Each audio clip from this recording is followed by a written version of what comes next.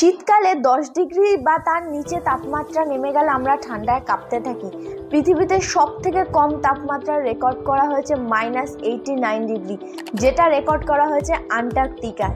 কিন্তু এর থেকেও আরও অনেক বেশি ঠান্ডা আছে আমাদের ইউনিভার্সে, যার তাপমাত্রা আছে -270 ডিগ্রি সেলসিয়াস, যেটা অ্যাবসলিউট জিরোর কিন্তু খুব কাছাকাছি।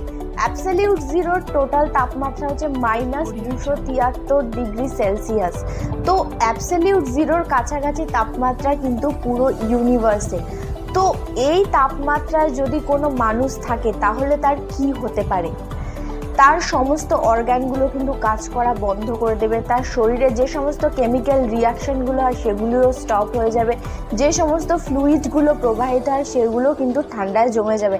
তাহলে কিন্তু এর মৃত্যু একদম অনিবার্য, কয়েক সেকেন্ডের মধ্যেই কিন্তু মানুষের মৃত্যু হয়ে যাবে।